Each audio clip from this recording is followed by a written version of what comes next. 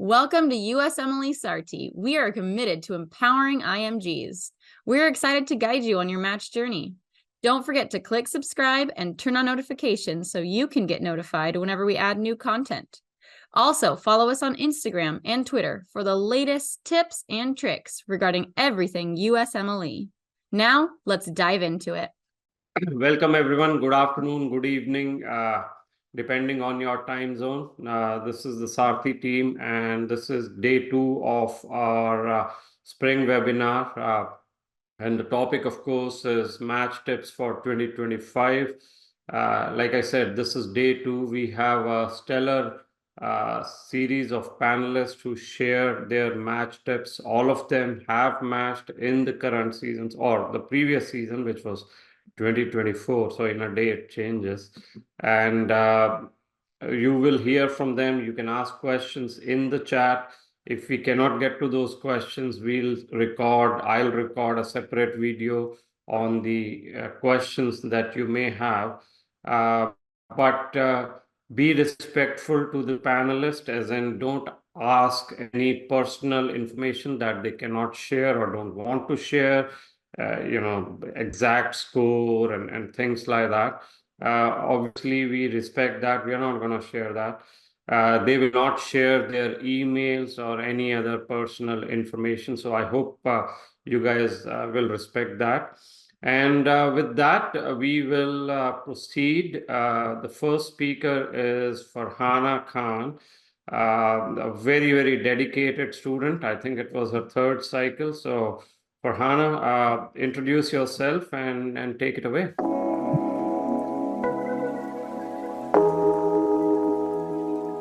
Yeah, sure. Thank you so much, Pawan. First of all, I would like to thank Sarthi for giving me this opportunity to share some tips with my future colleagues for this nerve-wracking USMLE and the residency journey. My name is Farhana Yaqoob Khan. I am an international medical graduate from Pakistan. So I have a diverse clinical experience in various settings in Pakistan before I moved to US. So by the time I started my USMLE journey, I was already an older graduate, which was a big thing in this whole journey. And I learned a lot of things along the way. So I would start some of the points which I learned during this journey with you guys, starting from older year of graduation. So what I have learned about older year of graduation is that it is one of the red flag, but it is not a very strict and a hard red flag, because you are bringing with yourself the persistence, the resilience, the clinical experience, your leadership experiences on the table for that program. So that is one of the things which you have to make sure that you reflect yourself during the interviews, during your CV or the personal statement, that what you are bringing, what are your strengths being an older graduate. And I graduated in 2013. And I started my USMLE journey, I would say, in 2017 and more specifically in 2021 due to some family reasons where I could not start it earlier. So I applied in 2021, then 2022, and this was my 3rd cycle. And the one thing which I would like to share, that if you are an older graduate, don't think it as a negative thing. As I mentioned earlier, just keep working on your experiences, in your leadership experiences, or all of the meaningful things which you can do. Even if you have nothing to do, you can do the research during that time.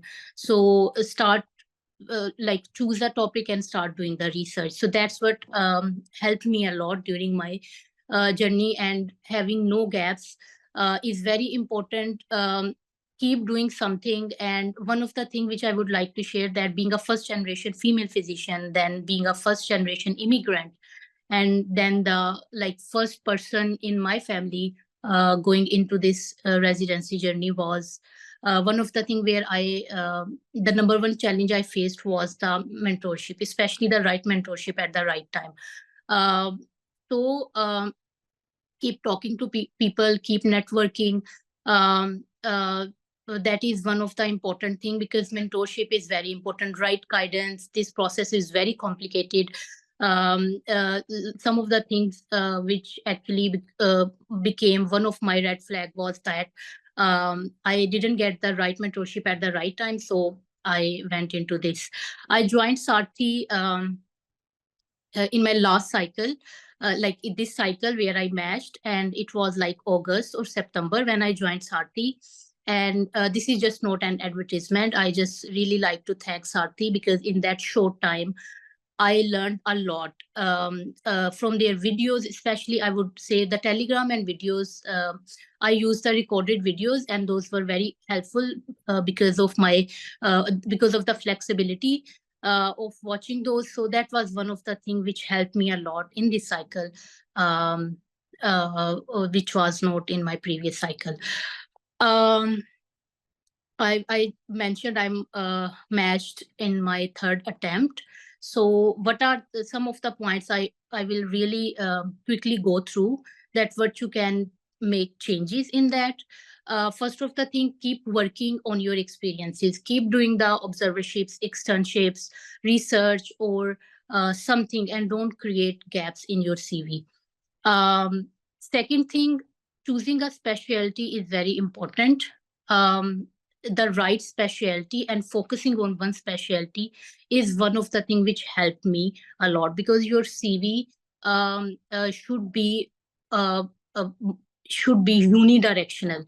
So that was one of the things which helped me in this cycle, when my CV was focused on my one specialty experiences. And that's how you can also highlight your strengths during the interview based on your CV.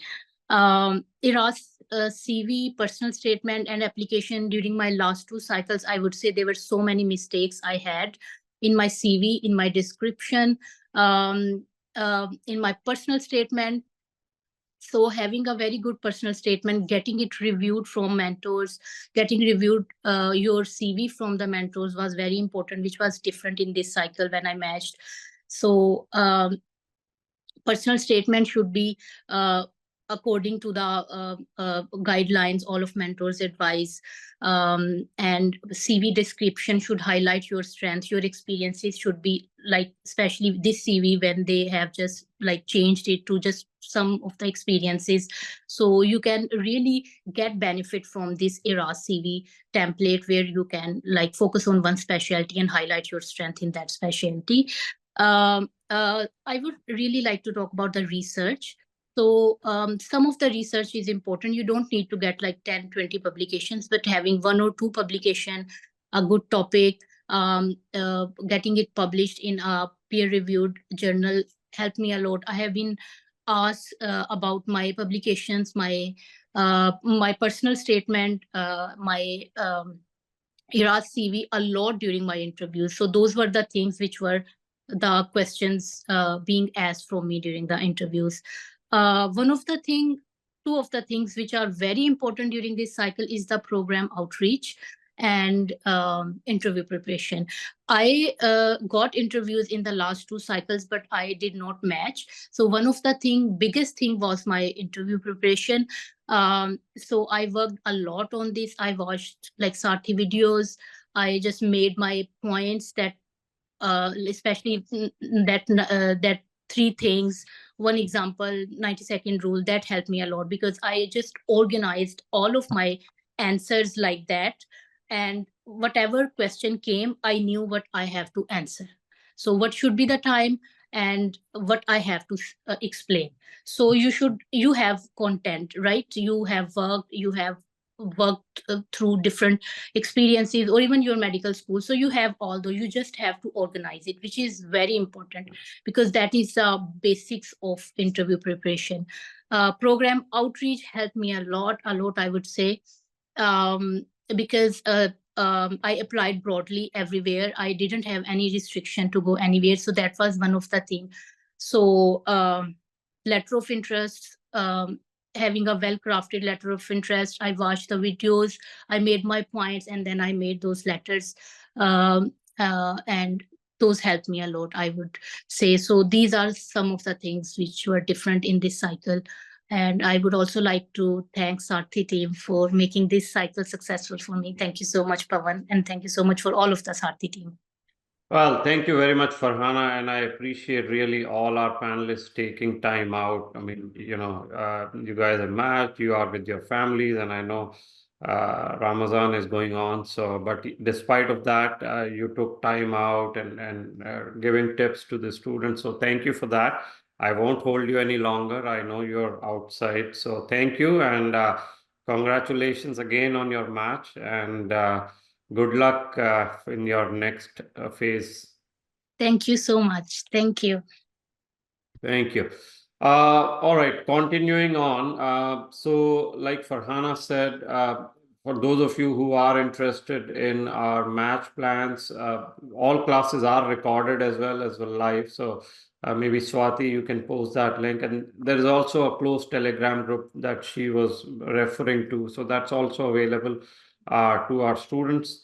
And we do have research courses as well. So, Swati, whenever you get time, maybe you can post more information on these three. Moving on, the next speaker for today, I know Monica is running late. So, Marcellina, so yeah, I mean, you also have had a very exciting journey and we are all ears. Please share your tips and experiences as you deem fit.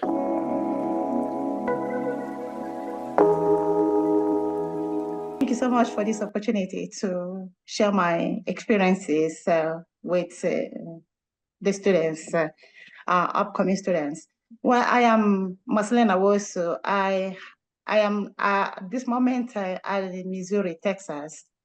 I graduated from American University of Integrative Sciences back in 2017.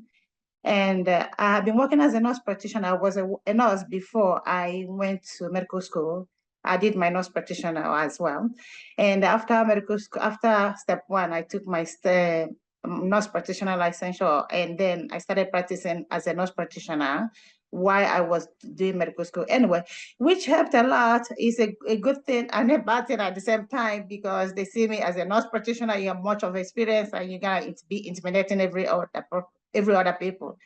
Anyway, so my residency application, it was a challenge. So graduating in 2017, I did not have, I was doing it on my own. I didn't have a guidance. I was doing online search and the applying. Believe it or not, this is my sixth cycle.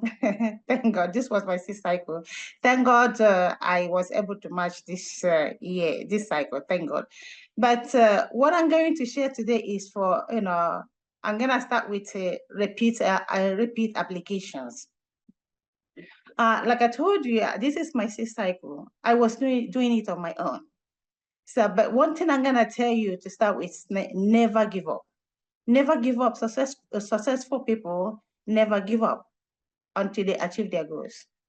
And what helped me, the last sections I did, I joined Sarthi in 2022. And the last sections I was applying, I was doing it on my own, and I didn't have enough guidance. I didn't know what was expected, and I was applying until 2022. A friend introduced me to Sarthi, like, try Sarthi, that will help you. And I remember talking to Mr. Pavan then, like, are you sure I'm going to match? And he's like, he gave me assurance that, if you do everything you're supposed to do, we're recommending that you do, you're gonna match. Okay, last year I started like May with them of 2022. Didn't have enough time to do everything. I was working full time. So that year I didn't, last year I didn't match, but being that I started in May, and by the time I was able to do everything, follow up everything, it was like a little late. By then I had a research experience back in 2016, and that was it. And anyway, so they gave me their suggestions that I should engage in research, do rotations, and then my profile. What I did is like I sign up with the platinum because I want to get everything out of it. And I meet with my mentor. With the platinum, you have ability to meet with a personal mentor. So I meet with him, and he was telling me, we went over my profile, and wherever there is gap, one of them is research, current rotations, which I did. I entered into research then.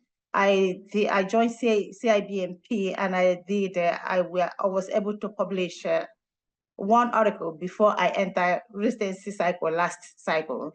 And that was the 2022-23 cycle. But with not enough profile, not enough current, even that I was working as a nurse practitioner, I still have to do another rotation to bring it up to that. Like, okay, not only that I'm working as a nurse practitioner, I am also doing clinical to stay active in this field I want to go into. Anyway, which worked this way. This time I quit my job. And I was able to go and do rotations in different clinical areas. I did a ICU rotation. I continued a primary care rotation. And then I took 5 months to focus with my application. I was able to finish my personal statement before even by June. I have already drafted my personal statement. I was ready to go with it. And then I met with my mentor after I finished all the rotations, went through everything because I needed to update my letters of recommendation. So which is what I did this year. And then I was able to do program outreach as much as possible. And I started early, like back in May. And and I started writing my thing. And I was able to finish my personal statement, then finish my CV, submit it to Sarthi. They were able to review it, and I had it ready to include in my program outreach. So my first program outreach was in June, then July and August. Immediately I submit my application in September, I send another outreach. And I continued that every week until by then interviews this year started flowing in, which is something, I give it to my Sarthi and my mentor because they helped me shape that personal statement and come up with a strong personal statement. And then my CV come up on a CV that was so strong and complete. And then my application, I started in the application. If some of you that went through March in this past season, the application changed. It changed a lot. I had to, Sarthi, they have a class for you to do that, to teach you how to complete those applications. Please attend these courses. They're very important. They're gonna help you down the line. And to complete this application, I did my research. I was like, I will tell you, it took me, I have complete dedication to completing this application until it's all done. And I have to send it to my mentor to go over. We had a meeting, we go over it. And then if there is something I need to fill up, that she's like, okay, I need you to do this. I'll go back and change it and send it back to her. It's like we're going back and forth until my application was so complete. And then my personal statement was so complete and my CV was complete. And if you can do this in time, don't start at the last minute. Start early and complete all these things so you are ready to go. Another thing is research. Research is something that's becoming very important now. So according to NRMP data, every first-year resident, before they March, they has like average of 2 to 3 published research article in a peer-reviewed journal. So do not undermine the importance of research. And the good thing is like you have so many, Sarthi posts so many research opportunities in the student platform. And they also can help you. They can help you also complete their research. They have their research sections or research sign-ups, so you can join and do those research. These are very important. And even rotation, do not undermine the power of current rotation. Keep your rotation current, and Sarthi will help you.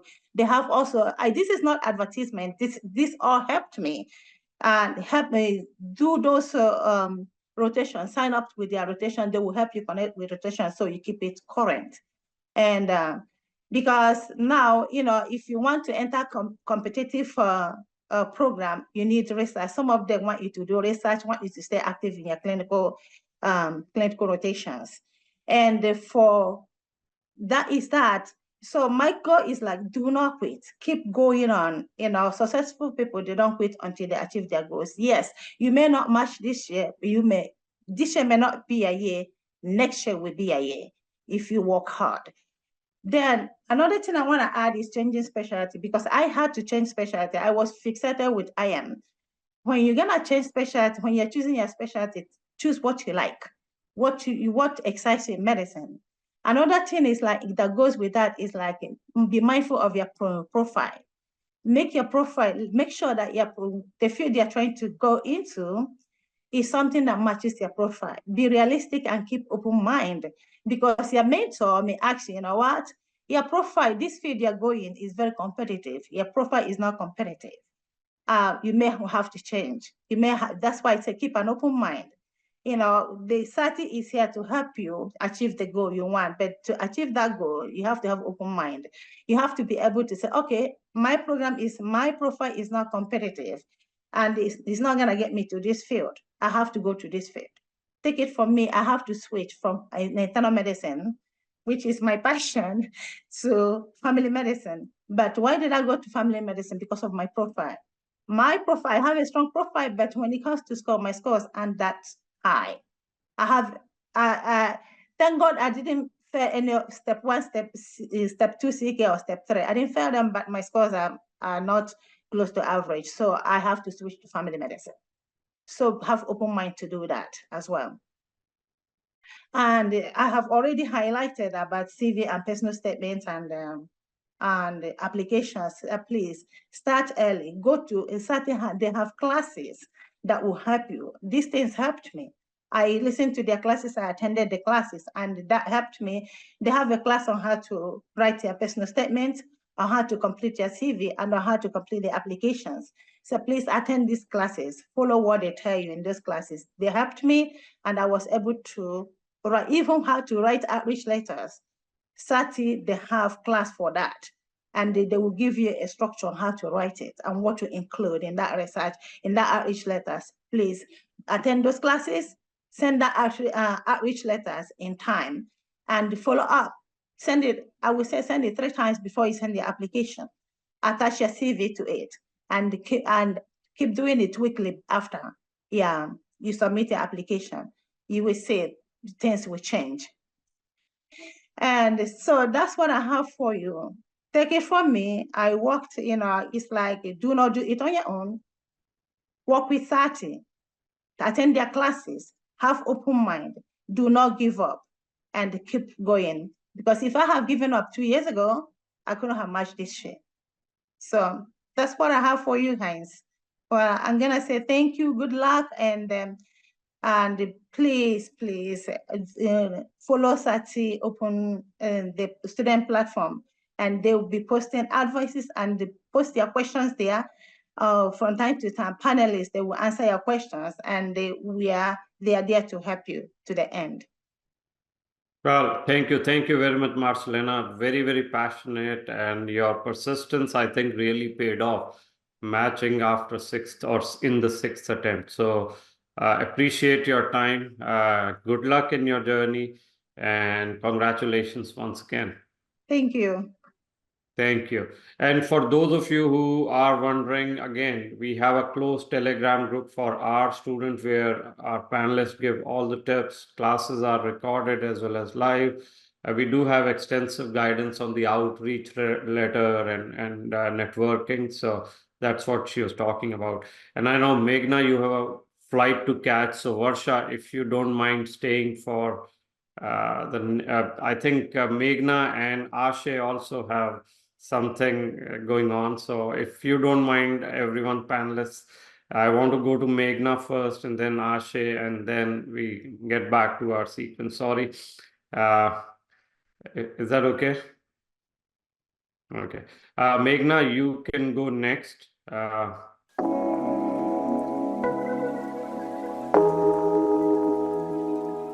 Hi, thank you, sir, for being considerate.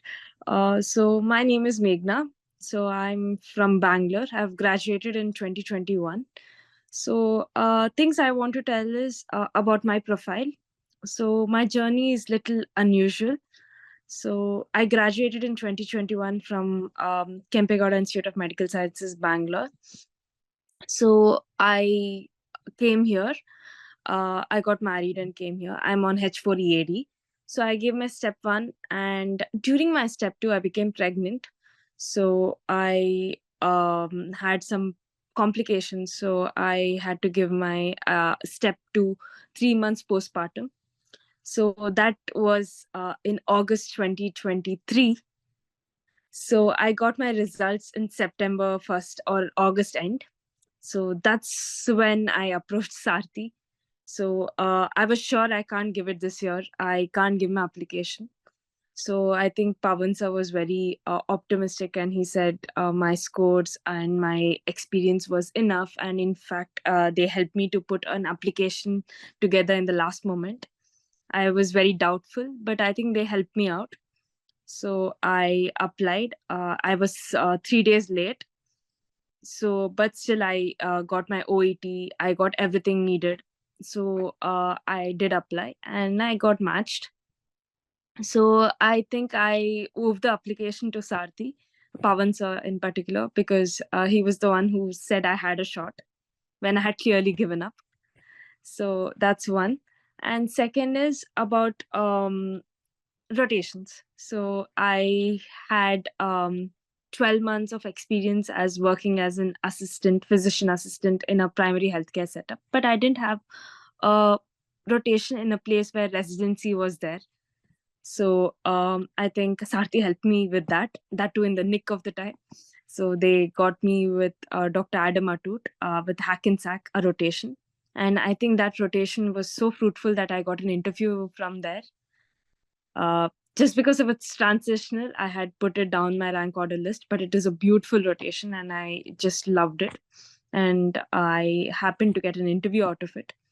So, and one more thing I would love to tell is about the closed Telegram group. So I think it solved most of my queries about writing a personal statement, putting forth an application, a rank order list. And so most of it was solved by the Telegram group. So I'm very thankful for the group and Dr. Hudun in particular. I think she was amazing. So yeah, that's about it. Thank you very much, Meghna. Students are asking which specialty did you match in? So I matched in internal medicine. I always wanted internal medicine. I was advised to even match for family medicine as contingency, but I didn't. I'm very interested in doing a fellowship, so I did match in. I put only internal medicine. I got 6 interviews, 5 categorical and 1 transitional year, and I matched. And I really owe it to Pawan sir. Well, thank you very much, Meghna. It's your hard work. So, we can only guide. But thank you for taking time out. I appreciate it. I know you have a flight to catch. So hopefully you are going somewhere fun to enjoy. So, go have fun, and thank you for sharing the tips with the students.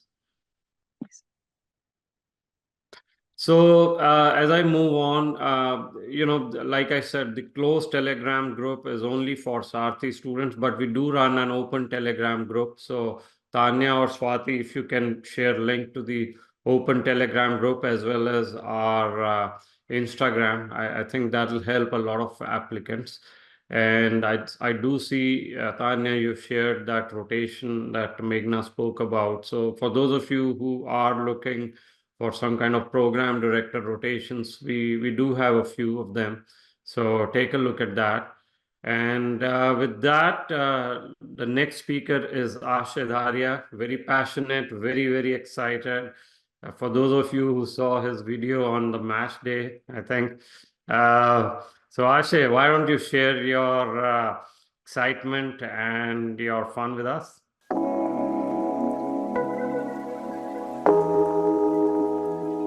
Sir, So my name is Aashay Dharia. I applied to internal medicine and pediatrics this season, and I matched in internal medicine at the Brooklyn Hospital Center in New York, which was my first choice. So for all those people who are meeting me for the first time, I'm a repeat applicant. I had applied last season, and I had gotten just one interview. So almost like when I entered the season, I knew that there is a very little chance that I'm going to match this season. So I had to figure out what went wrong the previous season. So it was a lot of things that played a role in that. I actually had applied to only 85 programs, so I majorly under-applied. And the other thing was that I gave my step 2 quite late in the season. I almost gave it on the 24th of August. And so I didn't have a lot of time to prepare for my application. So it was just a month, and I had to prepare my personal statement and my entire application. And lastly, I wasn't ECFMT certified when I put in my application. So all these factors played a major role in me not matching the previous season. So I actually fixed it this season. And thanks to Sarthi, I got a proper timeline as to when to work on what. They have these deadlines on where you can submit your personal statement, when you can submit your CV. So that puts things in a particular order so that you don't rush things in the last minute. And also they have a closed Telegram group where you can ask questions, and almost all my questions were answered within an hour. So that is thanks to them and their advice that it all worked out this season. So this season I got 4 interviews in internal medicine and 12 interviews in pediatrics, out of which 1 was a pre-match. And thankfully I matched in my first choice, which was the Brooklyn Hospital Center. So my advice to all of you guys would be to think of your application from the deadline backwards. So consider September end as your deadline, and then try putting things in place as to what you can achieve on all these months from March to September. You have got like a limited number of experiences that you all can put in the application now. So if you all have more experiences, more than 10, then decide what to cut down on. And if you have less experiences, and if you're lacking in research or USCE, now is the time to work on them, and now is the time to get it, because in the last minute, everything's hustle, and you probably won't achieve a lot of rotations in the end. So that is my advice. Thank you so much for having me here. Thank you very much, Aashay. And I know these questions do come up. So since you're here, applying to multiple specialties, now with IRAS being 10 experiences only, how do you balance it? So I believe that this is from my personal experience, I may be wrong, but my entire application was catered to internal medicine itself. I had not put any pediatric experience in it because I believe that dilutes your experiences. And since you have 10 experiences, it gets highlighted in either way. Earlier, when you had no limit on experiences, you could put 2 different experiences. But now, since you are, since there are just 10, I think putting experiences of just one specialty helps. But having said that, your LORs, they can be different. You need to do rotations. You need to achieve those LORs. So for pediatrics, you can put in pediatric LORs, even though you don't have any pediatric experiences on your CV. So regardless of whether you put that experience in the 10 experiences or no, I believe you should do a rotation in both the specialties, or all. If you're applying to more than 2 specialties, then 3. You'll need experiences in all of them, and you'll need letters of recommendations from all these specialties, so that at least that helps, if not the experiences. Yeah. Well, thank you very much, Aashay. Appreciate your time. I know you also need to run, so I won't hold you back. I appreciate your time. Congratulations again, and good luck in the next phase of your journey. Thank you so much, sir. Means a lot. Thank you. Bye. Bye. So to answer some of the questions that I'm seeing, yes, we do have FM residents on the panel. And there was another question on how to join Sarthi. So Swati, maybe you can put that link for our match plans. And different rotations means different locations, 4-week rotations each. So that's what it means. Moving on, next speaker, Varsha Sriram. Varsha, thank you for your flexibility. Appreciate it. And now the floor is all yours.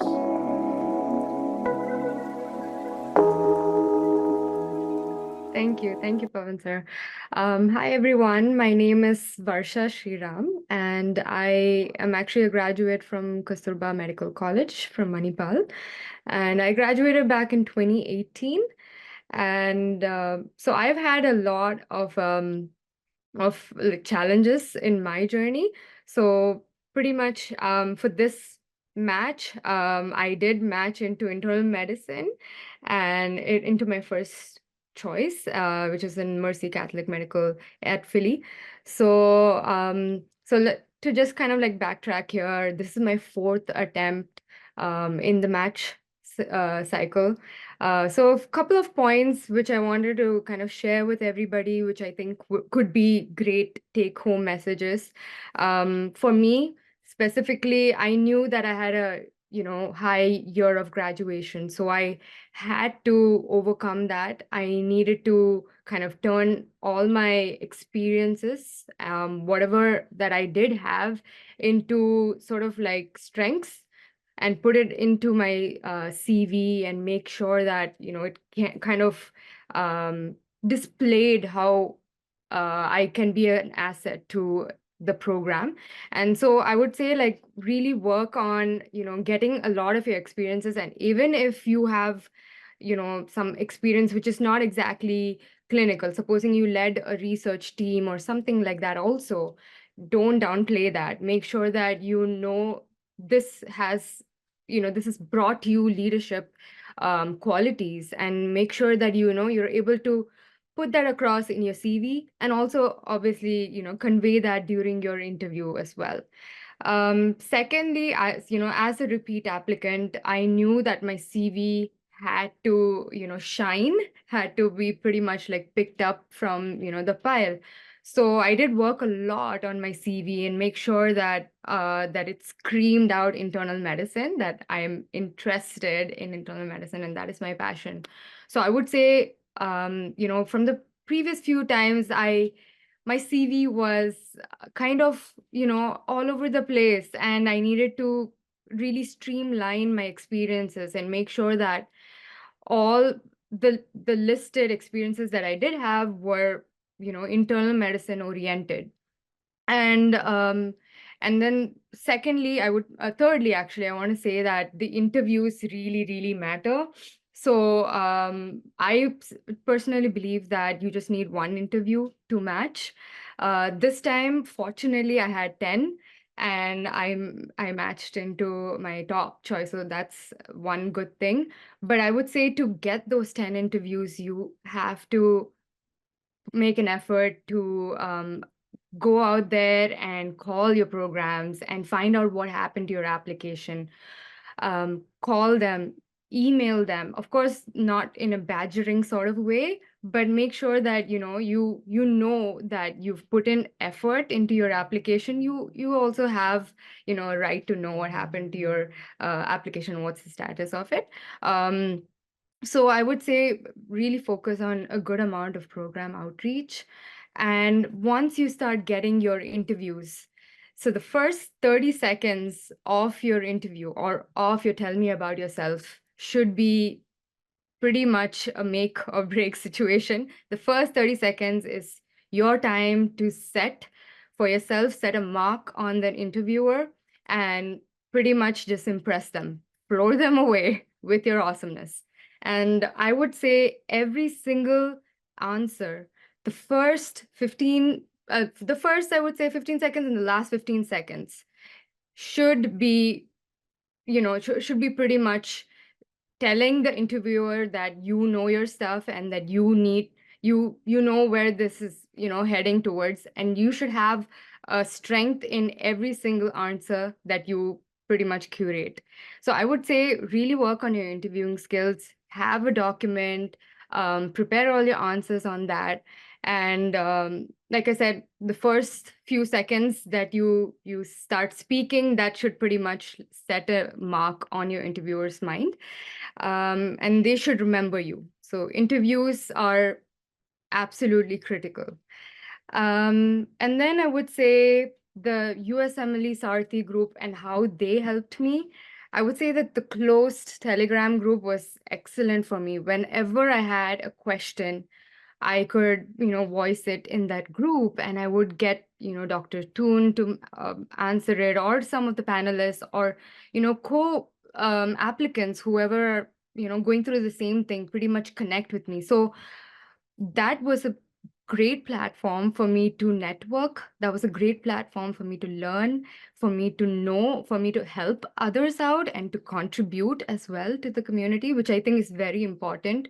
I think a lot of us in our journeys, we've become very, kind of shriveled up, and we want to just cocoon up and not talk to anybody. But I think you can achieve a lot by just speaking to other people regarding what they're going through, and help them out if you can, and at the same time, you never know who's going to help you out. You just need one mentor or one, senior from your medical school to come and just completely, change your life. They can, motivate you. They can give you some, some of their success stories. So I think kind of keeping yourself afloat, keeping yourself in a good mental space, that's very important in this journey as well. I would say the last thing is very, very crucial. Find yourself a mentor. Find yourself someone who you think you can be accountable towards. Find yourself a person who you respect and who respects you, and who you can pretty much document all of your learnings, or you can go back and forth with them about your ideas. You need someone like that. Or you can find multiple mentors also. That's up to you, but have one person, and that's going to change your life. But yeah, don't ever give up. And I know the year of graduation, when it's high, everyone starts freaking out. But I would say, my year of graduation is 5. My scores are mediocre. I had a master's of public health.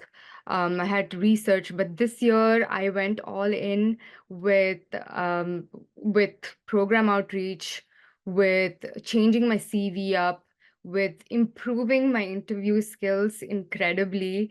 And I think that's something that I definitely want to share with all of you, and I think it'll help everybody else also. Yeah.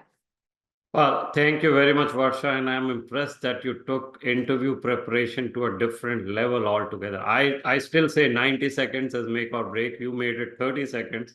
Yep. So you took it to a different level. Very impressive. Thank you very much. I appreciate your time. And yeah, this was, matching after multiple attempts, multiple cycles. So obviously shows that each season you have grown, and these things help, I think, in the rest of life also. You can see how to overcome the challenge. So very impressive. Thank you so much, Pavan sir. Thank you, Varsha. All right, before I move on, in terms of students who are asking questions, so yes, we do have an open Telegram group that you can join. At what time should I be joining, Sarthi? Ideally, if you are in 2025 match, you can join now. That would be the best. Whether you've taken CK or not doesn't matter. Most of our students do take CK in June or May. If you are applying for next season, you can still join us. But remember, I would want you to focus on the step exams first. Okay, so at least get step 1 out. But if you want general mentorship and you do want to join our plans, you can. How can I have a profile check? So Swati can send you a link to a profile review that you can use, and our team will get in touch with you, and they can guide you on what you need to do. All right. So moving on, and by the way, if I'm not able to answer questions here, I will record a separate video. As you can see, probably I'm not in the best of my health. I caught something, so I'm totally isolated from my family in a room. But can still run this. So I will record a separate video if I cannot get to all the questions. Moving on, I think the next speaker is Ejeagha Franklin. So Ejeagha, I think I have given you access. So welcome, and if you want to just take the floor.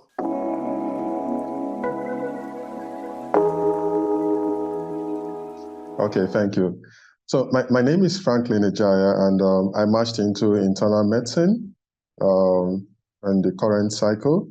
And I graduated in 2018 from University of Nigeria, and my story is very unique because I had just one interview in this cycle, and that was all I needed to match. So I'm here to share my success story and to give a very important tip about this whole process. So I'm going to really specify that the interview can make or mar you, because that was what it did to me. It made me. It was just that one interview I needed, and that was it. So the thing about the interview I would say is you need to start on time, because I started my interview preparation sometime in June. So by the time the ERAS applications open in November, I was already prepared for interviews. And the good thing about it is when you start seeing other people getting interviews and you don't have any interview, or you just have one interview, you may not be very motivated at that point to attend interview preparations. But if you had already prepared for interviews long before this ERAS portal opened, you already prepared. So I would suggest that as soon as possible, especially if you've had your CK already, you start interview preparation now. It's not too early. So that by September, no matter what's happening, no matter how bad you feel, you already have something. You have a strong foundation for the interviews. Something else that is very important in this journey is having a cohort. So you need a cohort of friends, like 5 people, 6 people, 7 people. These people would be there for you, and you have to be there for them too. These people would attend various USMLE webinars like Sarthi, there are other groups and all that. And then when you meet together, you share your tips, things that you learned from these various groups. So you need that cohort from start to finish. And that was very important for me. It helped me a lot. When I'm talking about year of graduation, as at the time I applied, mine was 5 years post-graduation. You shouldn't see that as a disadvantage.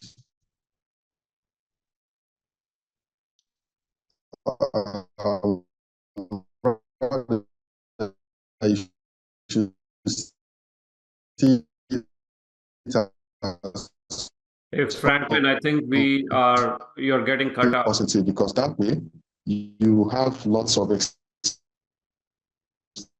experiences to talk about in your ERAS CV. You have a lot of things you must highlight in your ERAS CV. Can I be heard? Yeah, now you're okay. Well, is it okay if I put up my video? Maybe that way the internet will be, yeah, because I have unstable network right now. That's fine. Okay, thank you. Okay, so talking about the year of graduation, you shouldn't see 5 years, 6 years, 10 years post-graduation as a negative, because someone who left medical school 5 years, 6 years, 10 years ago, you must have had lots of things you've been doing since you left medical school, and these are strengths that can be highlighted in your ERAS CV. These are strengths that can be highlighted in your interview. And I would say that that was one of the things that helped me very much in my interview, because I have been exposed to a lot of clinical settings, diverse patient populations since I left medical school, and I made sure to highlight this in the single interview I had. And I'm sure that must have helped with the rank order list from the program. Also, for your ERAS CV, when you're trying to work on your ERAS CV, your personal statement, you need to send it out to as many people as you can. Do not underestimate anybody. You have mentors, group of friends, whoever you have his or her contact, please reach out to the person. There must be something you can learn from each and every one of them. There must be something they can correct. in your era CV, in your personal statements. And then lastly, I would like to thank USMLE Sarthi because they helped me with my tele-rotation. So as at June, where I started preparing for my interviews, I heard about the importance of having a rotation. So, but because I didn't have a US visa, had no way of getting to the US then, I heard about the tele-rotations and I saw a link. You know, one of my cohorts sent me a link talking about Sarthi. And I was opportune to do endocrinology tele-rotations with Dr. Mirza Lobna. It was a very good one, very helpful. I got a very strong letter of recommendation, and that really helped my cycle. So I would advise that not being able to get into the US now should not deter you from trying to get a rotation. The tele-rotation is a very valid US clinical experience, and you could learn a lot from it. You could get a very strong letter of recommendation from it, just like I did. So I would like to thank USMLE Sarthi for giving me that opportunity and also for giving me the opportunity to share my story. Thank you. Thank you very much, Ejeagha. Much appreciate, and congratulations. Matching with one interview and that too with a tele-rotation is very impressive. So thank you for that. And for those of you, yes, I think this is an important point. Ideally, you should do on-site rotations, but there are cases you may not be able to travel, you may not get visa, etc. There are other issues. I think there are still chances if you do tele-rotations, and if someone is looking for tele-rotation, especially with Dr. Mirza, I think Tanya, you can post a link to that tele-rotation. It's one of our very good ones that we have, very affordable. So if you're looking for that, that'll help you. And I will take a couple of questions, but I will record answers separately. How beneficial is to do step 3 before your application? I think it helps, but there is a hierarchy of things that you need to do, and also depends on your YOG and score. So first, obviously, if you have very high CK scores and you're a recent graduate, I think you can focus on rotations and research. But if you have lower scores or older YOG or gaps, I think step 3 will help you. But it also depends on the profile. So there is no one answer that can fit everyone. So I encourage you to send us your profile or set up time with us. If you're ready to go into the match this season, we can take a look and let you know. All right, moving on, the next speaker is Samruddhi Lakhanpal. So Samruddhi, welcome. And let me see, do you have, oh yes, you have access to the camera. So welcome, and please share your tips.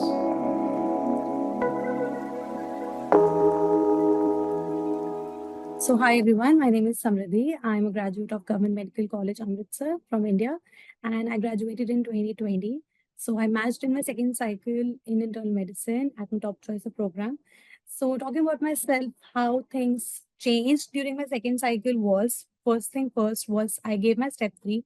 Secondly, I did 4 months of on-site rotation. I had applied in with just 2 tele-rotations earlier, and I did 4 months of on-site rotation in addition to my tele-rotations. And I also did a lot of research. Earlier, I applied with 1 research, but during my second cycle, I had applied in with 10 research projects or 10 research publications, even if they were not published, but I had mentioned them as an ongoing project. So how Sarthi helped me with that was, when I went unmatched, I had a profile review with Dr. Tan, and she helped me to understand where I was lagging or things that were not probably something that I should work on. So she helped me to understand that how research really helps you during your interview. They really like to talk about your research, and how step 3 helps you in getting matched as well. And then after that, she helped me to work on my profile as well. And during my, from April to September, I would say, Sarthi helped me to work on my PS CV. They had these classes where they helped us to understand how to write your PS and how to edit it as well. So I would say that you should start working on your PS CV really early on in your journey, as well as be very thorough with it. Ask your colleagues, ask your friends, to go through it, review it again and again, and see if it sounds good, if there is any grammatical errors. And after that, you should also work on your CV, because now that CV has changed, you just have 10 important things to write about. Make sure that those things are really very important to you, or something that is really meaningful. Not like a one-day incident, not like a one-day voluntary work, but something that you can really talk about for maybe 10 minutes or maybe 15 minutes or maybe for like your entire interview. So Sarthi helped me to understand what those 10 experiences should be out of all my experiences after graduating, and even during my graduation, during my med school as well. So they let you, or they give you a mentor who go through your CV and your PS, and they help you to choose 3 most meaningful experiences. Now this time they also added a meaningful experiences, like out of the 10 experiences, 3 should be the most meaningful one. And as an applicant, sometimes you get confused if you should add the voluntary activity as a meaningful, or your clinical experience, or your research experience. So it's really helpful how an experienced person who is already maybe a resident, or somebody who's already a consultant, who can go through your PS or CV and help you find out, pick and choose that these things can be most meaningful, and they will help you to crack your interview. So these were few things that Sarthi really helped me. And the other thing, most importantly, was the interview preparation, which I would say that it was entirely with Dr. Pavan sir, and he helped all of us to prepare for an interview really well. He had this list of questions, and he would go through all the questions. Like, I would say every month they had these classes again and again. And if you are really active, you need to answer your questions voluntarily. You can get it corrected. He would listen to you. He would help you to frame those answers as well. So that is very important. I would say that was something that really helped me during my interview preparation, because he would pinpoint to me that this doesn't sound good, or this sounds good, or how I can just rephrase my answers. So this is how Sarthi helped me. And the tips that I would suggest, the tips that I would give to the applicants are: always ask for help. Seek out help from your mentors, from your seniors, even if your colleagues. Don't shy. Ask for help. If you are getting overwhelmed, ask for help. Even during your preparation, exam preparation, or even if you're writing your PS, always talk to people who are around you. People are ready to help you. So that is one thing that Sarthi group helped me as well. Like in the closed panel group, if I had any doubts regarding during my journey, step 3, if I had any doubt, like, or even during my program, searching for program, if I wanted to ask if I should apply to this program, they would immediately reply to that, and they would respond to all my questions. So that was really helpful. And even during my step 3 preparation, I thought that I wasn't prepared for it, but I would seek help in the group, and I would ask if I should go for it. And they really helped with the resources as well. Like this, you should use UWorld or CCS cases. So all in all, ask for help, be it anybody. Don't shy. Don't be shy. Just ask. And the other thing I would say is work hard. Really work hard. Don't take any of your research experience or rotation for granted ever. Always work hard. Shine out. Just be passionate about your specialty, and always stand out during your rotations. Your letter writers, the people who are going to write you a letter of recommendation, it should be strong enough. It shouldn't be a generic one. It should be strong enough that they can talk about during your interviews, because and they really talk about the work that you have done in US, not in your home countries. So always make sure that you really stand out during your rotations, during your research work, and even during, like, even if you are going in for a conference, be sure that you are somebody who is really, like, mark your presence there. Don't just be there for the sake of it. Just go there. Even if you're not presenting, that's okay. Just talk to the people there, because they really like when you talk passionately. So that's something I would say, that work hard, be prepared, like always go in, and don't take anything for granted, and work really, really hard, and start early on in your journey. Don't wait till September. Don't wait till August. Start working on your PS now. please make sure that you work hard and prepare for your exams really well. Scores matter. Everybody's going to ask for your scores for sure. And if you have good scores, then definitely people vouching for you as well. So work hard in your entire journey. And I would say Sarthi has really helped me, and I'm grateful for that. Well, thank you. Thank you very much, Samruddhi. Appreciate. And I think it is very clear the hard work you put in, and especially in the second cycle, very graphically you explained what all you did. So very impressive. Congratulations once again. Good luck in your next phase. So thank you. Thank you for that. Thank you so much. Get well soon, sir. Thank you. Thank you. Before I come to Rohan, a couple of questions. If you are looking for pediatrics or any other rotation, so Tanya, you can just send that link, residencymatch.usmlesarthi.com/rotations, and you can filter by inpatient, outpatient, pediatrics, etc. In terms of changes to the CV, for those of you who are not aware, IRAS made changes in the last season 2024. We do have a complete video on YouTube. So Swati, maybe you can send that list, that URL, the video where the specific changes to IRAS. So you can all watch that video. In terms of publications, how many publications? So quality always beats quantity. But if you are just looking at an NRMP averages, charting outcomes from Match 2022, internal medicine visa seeking applicant generally have 3 to 4 publications.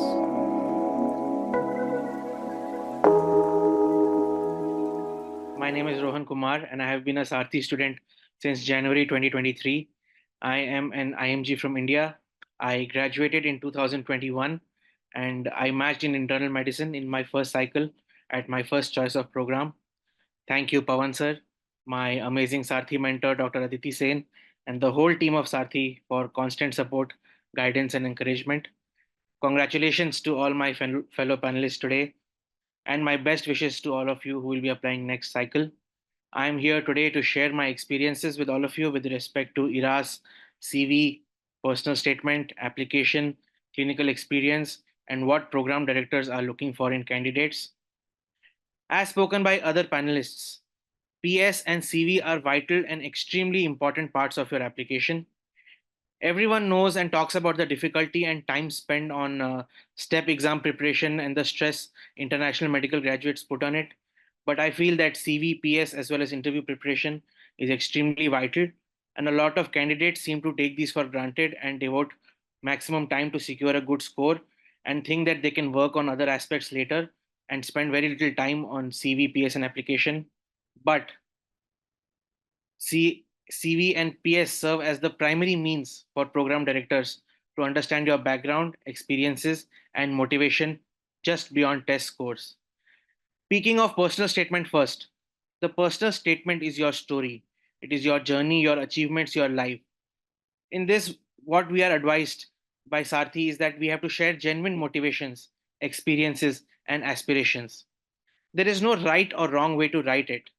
You have to emphasize your skills, qualities, and strengths that differentiate you from other candidates. One thing that I cannot stress enough on is you have to give examples wherever possible when you're writing your personal statement.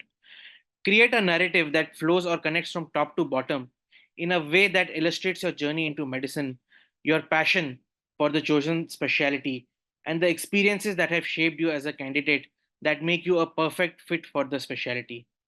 Once your draft is ready, revise, refine, and polish it as much as possible. Ask your mentors, advisors, colleagues, seniors to review it. They can provide valuable insights. This is also something which Sarthi helps with a lot. They have some amazing and awesome physician mentors and journalists, and obviously Pawan sir, who is always there to help with your PS and your CV. Your personal statement is something that you use to differentiate yourself from other applicants.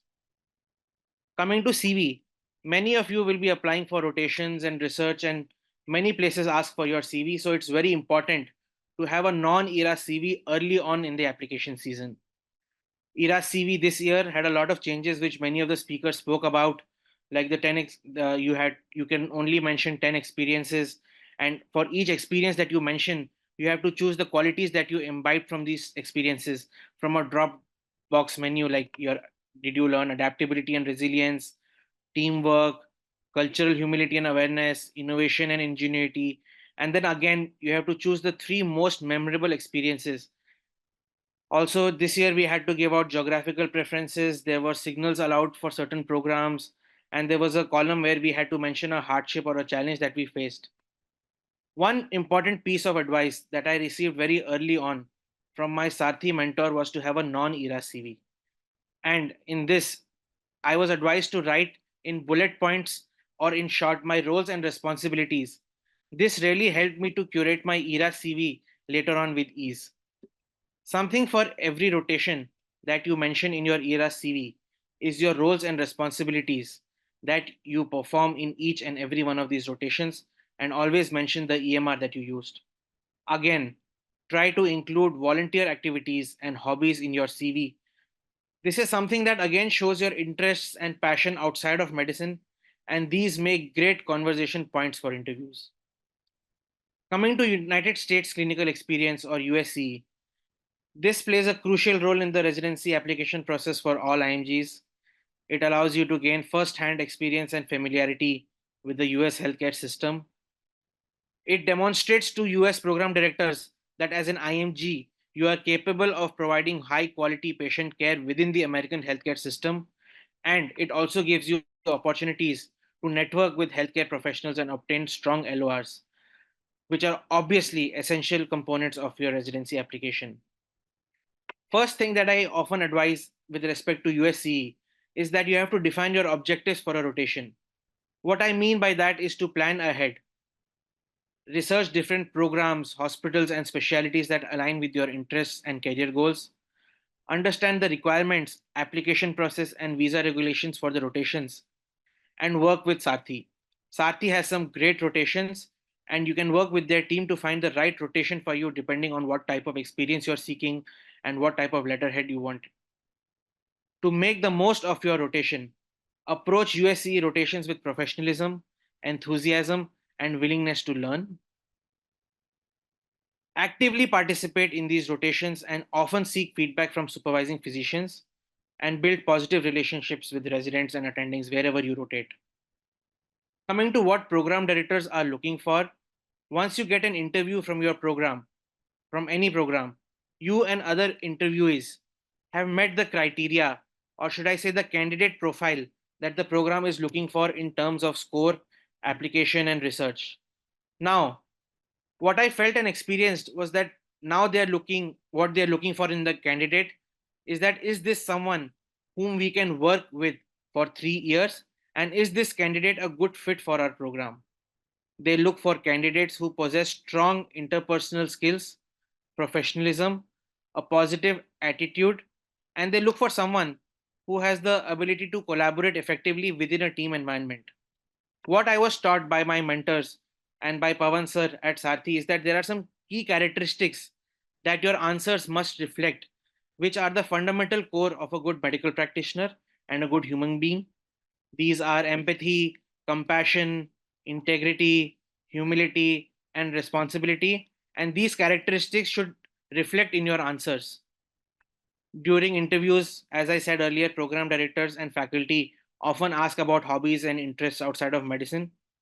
They ask this to gain an insight into your personality, your interests. This helps them to assess your compatibility with the program culture and your ability to manage stress and maintain well-being during residency. I am very grateful to acknowledge the significant assistance provided by Sarthi in preparing for my interviews. The practice sessions with Pawan sir with the most common questions that you will encounter in interviews, where you get personal feedback on your answers from Pawan sir and feedback from other candidates as well. This feedback really helps you to fine tune your answers and refine them. Another tool is the Sarthi mock interviews, which are helmed by experienced mentors, residents, and faculty, which stimulate the real interviews. Once the mock session is over, the interviewee gives you feedback on your performance, on your answers, and how you can enhance your overall interview skills. I think this constructive feedback empowered me with the valuable insights, equipping me to present myself more confidently and effectively during the actual interviews. There is also an extensive detailed session about behavioral questions where you will be taught how to handle and answer them. Again, this also gives you the chance to practice your answers and get feedback on them. So thank you, Pawan sir. Thank you, Sarthi, and best wishes to all the future applicants. Well, thank you, Rohan. As I was chatting with a couple of folks here, they really like your passion, and they are saying if they were the PD, they will definitely hire you. So you have more than one place to go to. But yeah, thank you and congratulations. I know you matched at your dream program, so congratulations. Good luck, and I'll see you in the US very soon. Thank you so much, Pawan sir. Thank you. Thank you. All right. Moving on. Mariam is our next speaker, and I am looking at the questions, guys. It's just that my voice is a bit iffy. I'll try to answer those after Mariam.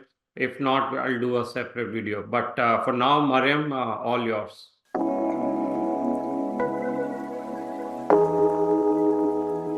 Thank you so much for having me. Good morning, everyone. My name is Mariam Sanoh. I finished from University of Jos, Nigeria, and I applied this year as my first cycle, and I was able to get 11 interviews, despite the fact that I have a 10-year-old graduation. And I know whenever we hear this 10-year YOG, we all get very anxious because that's something that we feel would limit our chances into matching. I felt that way, So basically, since I knew my red flag, everybody's journey is very unique. So once you know your red flag, try to work on that. Try to look at what you can do for people to overlook that red flag and see that there's something good in you. So my journey did not just start while applying for during the application season. I started working very hard right from my exam time, my USMLE step 1, step 2, step 3. I really worked so hard and I had excellent scores in them with all first attempts, And one secret to having a great score in USMLE exams is, apart from dedication, is having short interval in between the exams. Do not take a long interval between the step 1, step 2, and step 3, because these are basically build-ups from previous steps. So that's one thing that really helped me a whole lot. And so in between my step 2 and step 3, one challenge I had was that I did not know that I had to be ECFMG certified to apply for USMLE step 3. So when I finished my step 2 I wrote step 2 in January. I was planning for step 3 in March. Then I heard I had to be ECFMG certified. And for you to be ECFMG certified, you have to have your OET exams written. So these things I did not know on time. And I know that if I had joined Sarthi group earlier, these are all information that would have been at my fingertip. So I had to wait up until August after getting certified in June before I could write my step 3. But I did not waste that time interval. I was doing my rotations during that time. And that really helped me a whole lot, because during the rotations, I was not just breathing in and out because I was studying for exams. I had this information very fresh in my brain.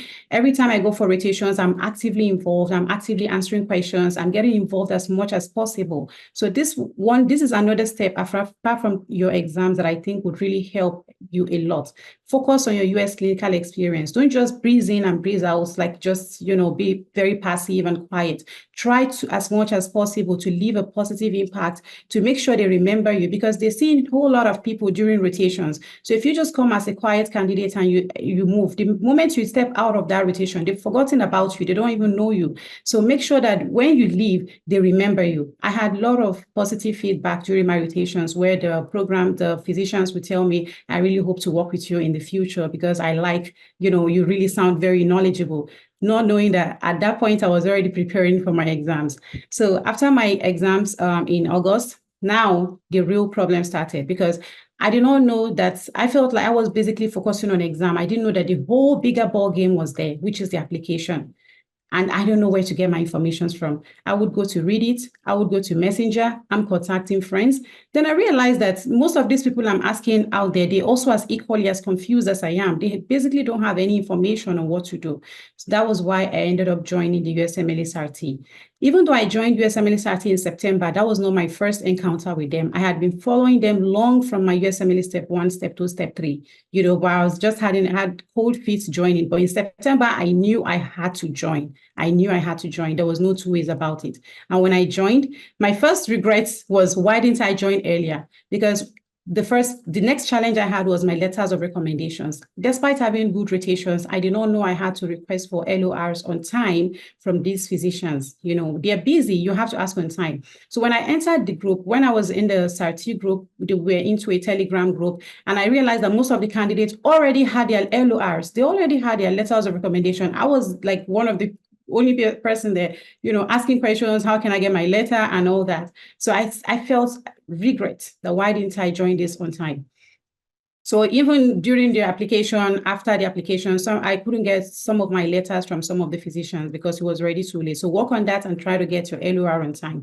This, you can have the timeline already in the USMLE Sarthi. Honestly, guys, this is not even anything paid or anything. The way the Telegram group was organized, it's amazing. It amazed me. It blew my mind. I'm not someone that easily gets impressed, but that's really impressed me because they had everything written out, the checklist on what you need to do with the timeline. So you don't even have to stress yourself going out there, getting information. Everything is there. All you have to do is just respect that. So you get your LOR, then you have a time to work on your application. And then they constantly would review this application with you till you get it right, And that's also one big thing. And also the personal statement, they worked with me with my personal statement, which is very important. I had 2 interviews. Out of my 11 interviews, 2 of my interviews, I was told that the reason you had this interview was actually because your personal statement was very impactful. I had someone also reach out to me that, can I post your personal statement on, I think she wanted to do an advert or something, because it's very important. I did not even know personal statement was that very important in the journey. And I had people review it. I had USMLE Sarthi help me. I had other people help me. So I worked on that personal statement so much. So after all that also, we then submitted, and we had a program outreach. First time I heard about it also was in the Sarthi. I didn't know what program outreach was. So we had a video that we had, everything was detailed to us on how to reach out to programs, how to also remind them later after you have reached out to the programs. Everything was detailed. When I watched the video, I started doing that. All you have to do in Sarthi is just listen to the instructions, and that's, when it was time for the program outreach, I was doing that diligently, reaching out. And I had a couple of interviews. I had about 4 interviews because I reached out to the programs. It was so good because as the older graduate, sometimes your profile gets, or your file gets automatically filtered out by the filtering process. So unless you reach out to these programs in a very well-mannered way, then they would not be able to see your application. So the program outreach was really important. I had a lot of interviews from that, and I was so grateful for that. Then coming on to the interview preparation. Interview preparation is very good. It cannot be overemphasized. As IMGs, we are not used to interviews. We are not used to being out there talking, unlike the American graduates. So you have to prepare. And then the best way to prepare, the best time to prepare is even way before the interview. And even during the season, like one of the applicants or one of the speakers had already said, don't give up. Don't stop preparing because I don't have any interview. Because you may have just one interview, and that may be the only interview you will have for the whole season. And that may be the only interview that will take you to match. So, and they may give you the interview with limited preparation time. So unless you have prepared before that day, then you will do good in it. But you may not have time to prepare again. That means the interview is wasted. So you prepare very early before the whole interview season starts and continue preparing, even if you don't have any interview, till the season is over. Continue preparing very well. And when you get to the interviews also, before the interview, during the preparations, I prepared on my own, practicing in front of the mirror, practicing with a group of friends. I joined other groups, different other kind of groups to prepare with them, constantly preparing. And then towards the end of my preparation, I paid for professional mock interview. Now, the professional mock interview is good because you may think that you're preparing with your friends and your colleagues. Believe me, they don't know as much. They don't know more than you. So you need a professional person to also give you their own feedback, to tell you what they think you should do, what you're doing right, or what you should add and all that. So I had that also done, taken care of, and all the instructions and the reviews I had on that, I took that into play before my interview. And another thing again is that a day before every interview, try to read about the program. They always told us this in Sarthi, read about your program and know what the program is about. Honestly, guys, this is really, really, really important because that is the only way you can tell the program that I match in your program without directly spelling it out for them. Because only if you know, unless if you know what the program is looking for, then you can bring out that quality or that character in you during the interview. You know, when you know much about the program, you're able to show them that you're able to like just show them that I match in your program. So I was able to do that. And when it comes to the meet and greet with the residents, don't just ask questions for the sake of asking questions. Ask questions to know, why did this person match here? Why did this person match here? Because there must be some qualities about those residents that made them match in that program. Then you would see in yourself, do I have this? Because at the interview point, everybody is equal. Now, the program just wants who would fit in the program. So those are the informations you want from the residents to make sure you also will show the program that you fit in the program. So the meet and greet, don't just ask questions for the sake of asking questions.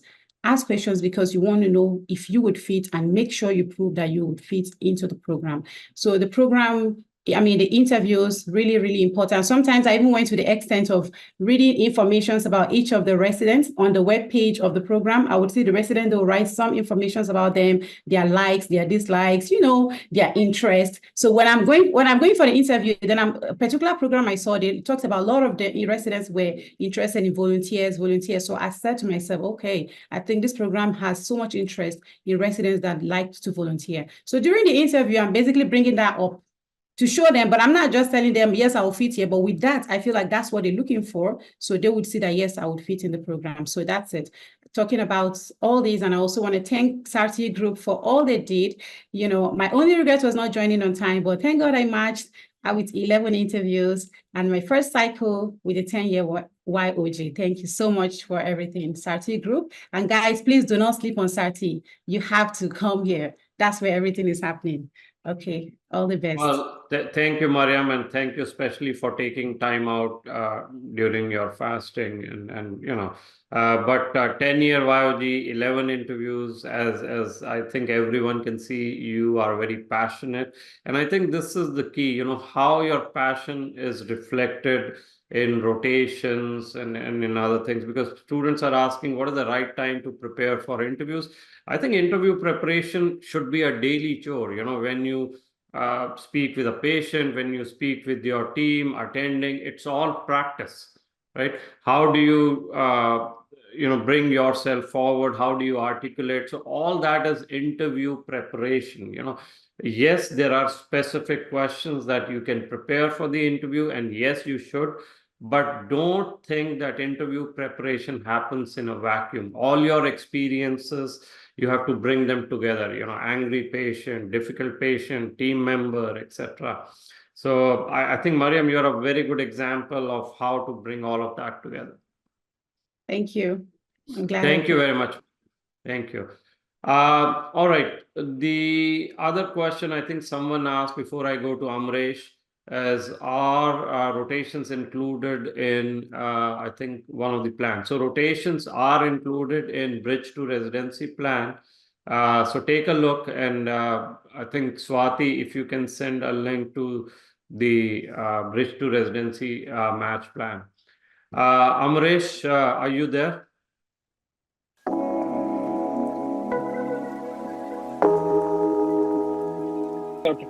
Yes, welcome, Amresh. Introduce yourself, and then it's all yours.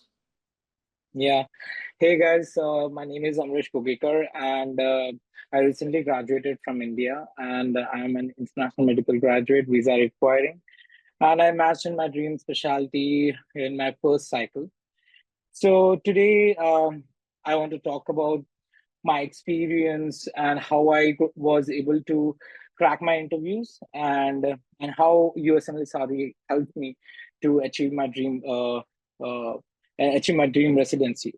So the first thing I would want to speak is about the clinical experiences.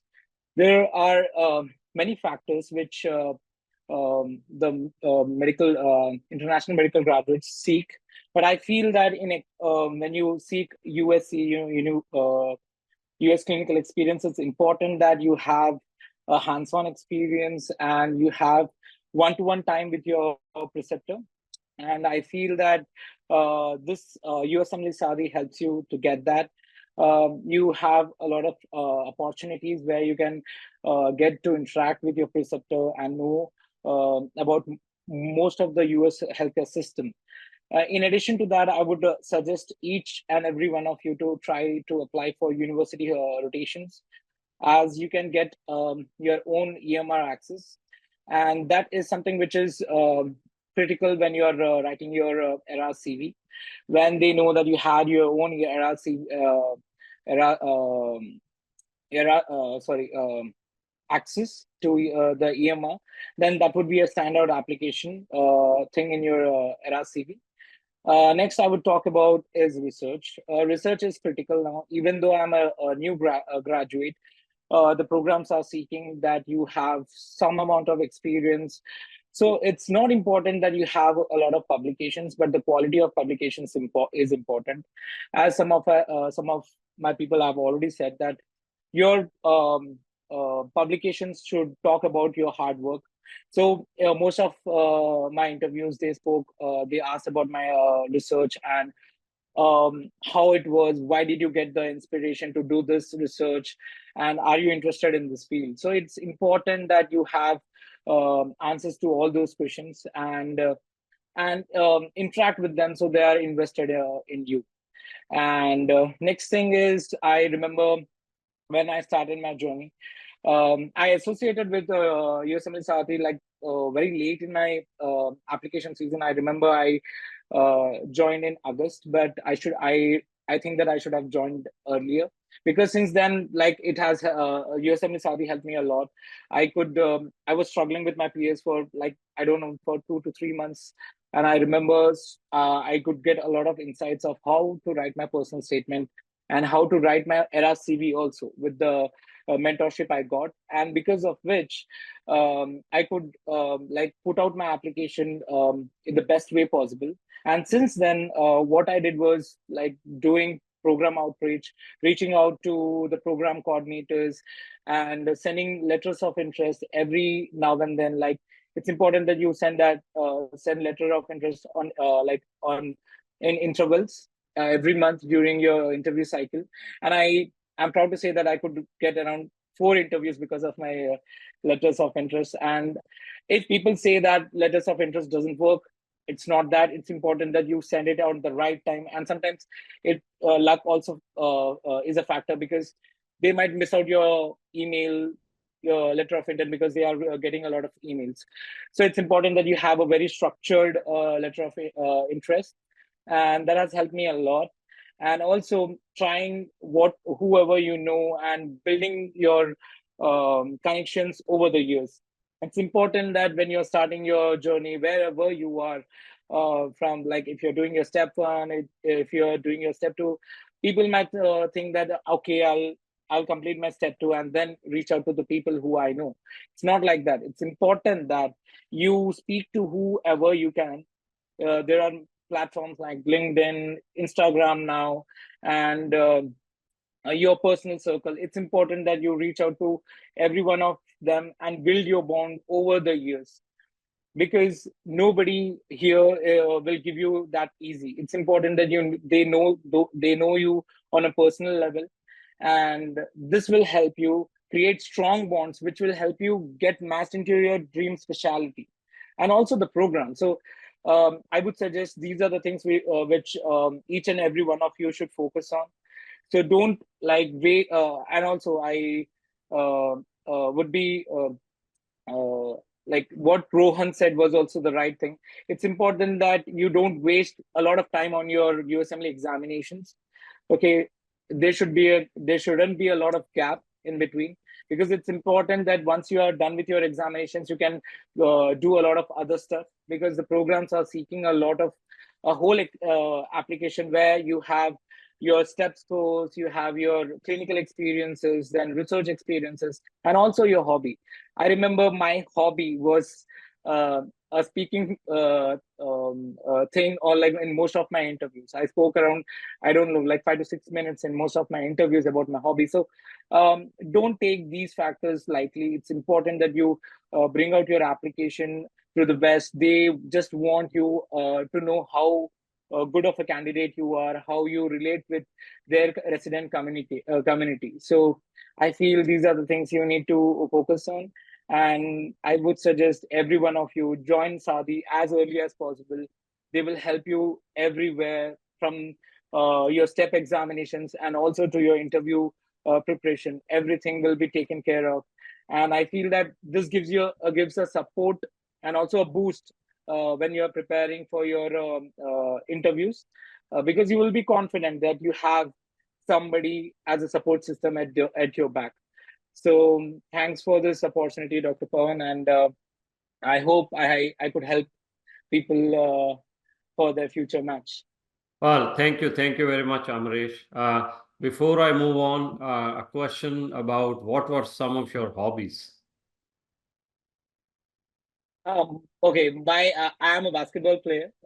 So I played basketball for my under 14 basketball team. So I also played for nationals. So they were very much interested about the basketball and how I have like inculcated the qualities I learned during my basketball experience, and how I have been using it in my medical journey. So that is something which you have to relate, and also you can talk about it in your personal statement if it is a very significant factor in your life, because they want to know about you. And I think I kept it in my personal statement and also in my RCV. People say that don't repeat it, but I think so that helped me. So I think so strong hobbies, like even dancing for that matter, you can speak about it. So yeah, those are the things. No, this is interesting, because a lot of mistakes that we see, people mention cooking as a hobby or watching YouTube. I mean, passive hobbies and all. You have to differentiate yourself, right? So basketball, hiking, some of those things really make you stand, distinct from the crowd. So, but thank you very much, Amresh. Appreciate your time. Congratulations again, and good luck in the next phase. Yeah, thank you, Dr. Pawan. All right, next up is Pooja, I think, and then Hani. So Pooja, are you there?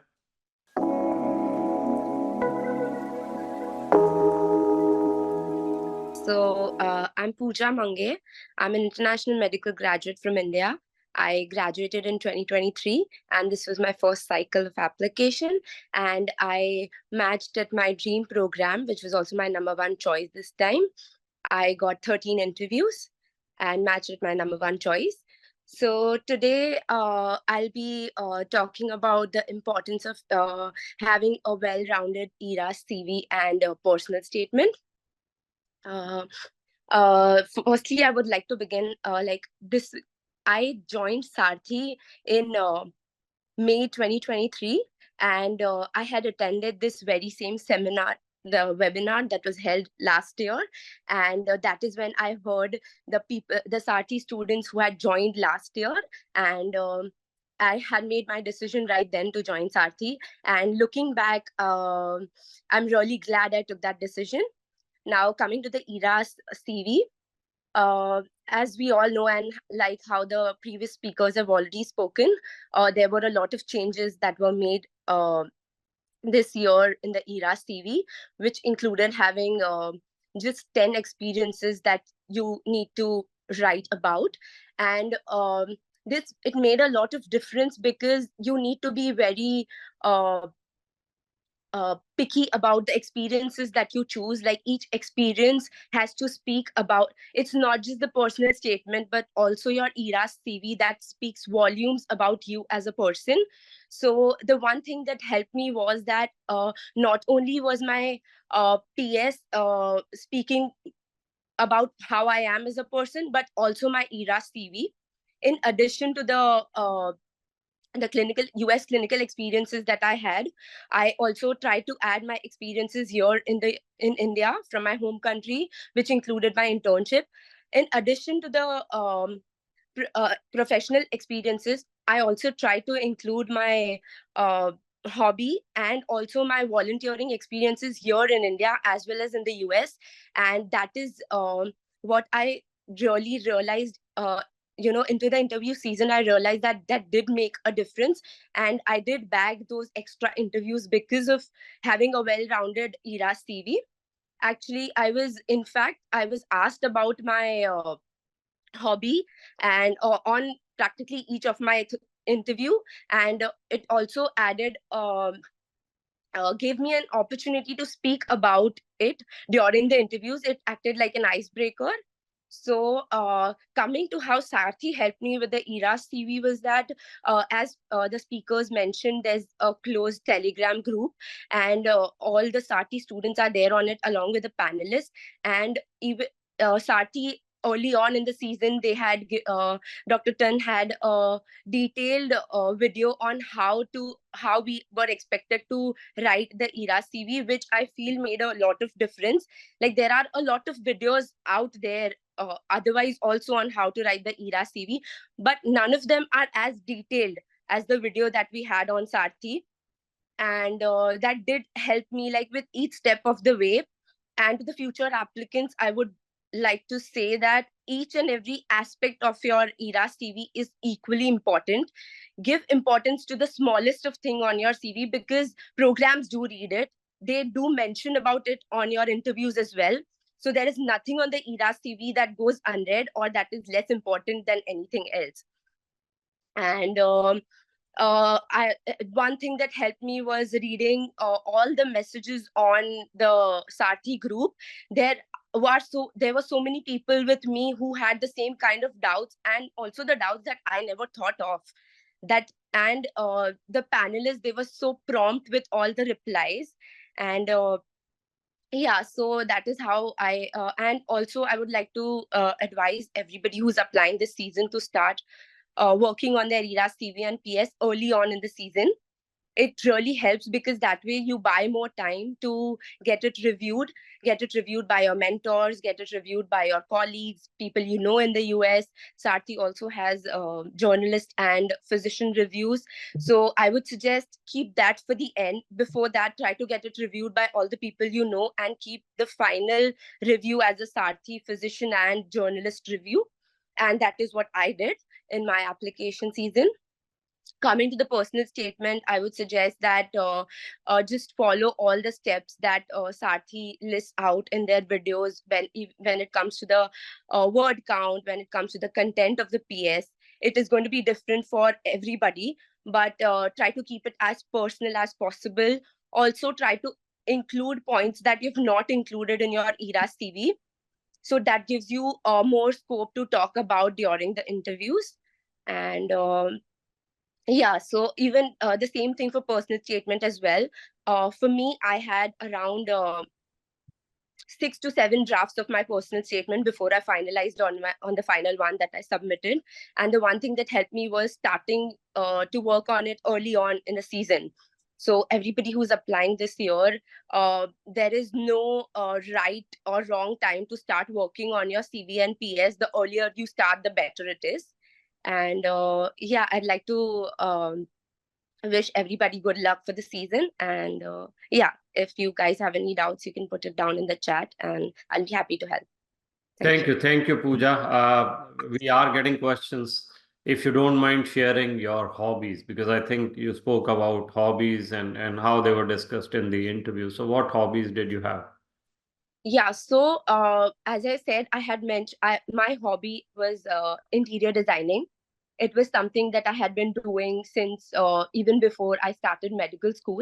And I even mentioned on my ERA CV, it was mentioned as, I had mentioned it as an experience. And I was asked about it on each and every interview. It does not matter like what your hobby is. Until you are passionate about it, you can talk about it, do mention it. be it your CV, be it your PS, mention your hobby. I think it's the biggest icebreaker during the interview. It can help you connect with the interviewer, and it gives you a lot to talk about. They can get to know how passionate you are about things other than medicine. So yeah, and it also plays a big role in making your application well-rounded. So no matter what your hobby is, till you're passionate about it and till you can speak about it, it's worth mentioning on your application. Well, thank you very much, Pooja. And yes, I have seen, I think, hundreds of hobbies over the last 10 years, but interior design is one of the unique ones. So no wonder, each interviewer wanted to know more about it. So do you do it professionally also, interior designing? Yes, I have done it professionally. Like I have helped my own friends and families a lot of times actually in the last 4 years. And I even mentioned, like, even when I was talking to the interviewers during my interviews, I mentioned that I do not have a professional course yet done in it, but I look forward to doing it in my free time, getting a professional course and, getting deeper into my hobby and making it something that I look forward to outside of medicine. Oh, absolutely. This will give you a great work-life balance, Yeah. So good. Congratulations again, and thank you for taking time out today. I appreciate it. Thank you so much, Pawan. Thank you. As we move on, let me answer a couple of questions. Attempts, I will do a separate session on attempts. It's not an easy question, and we'll do it in detail. Volunteering anywhere can help. You need not only do Red Cross in the US. So even in your home country, if you've done volunteering, that will help quite a bit. Okay. All right. So the next speaker is Hani Aung. Hani, are you there? So welcome and congratulations again. And the floor is all yours.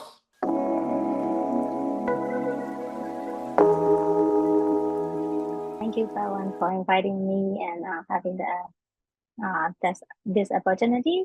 My name is Hani Aung. I am from Myanmar, formerly known as Burma.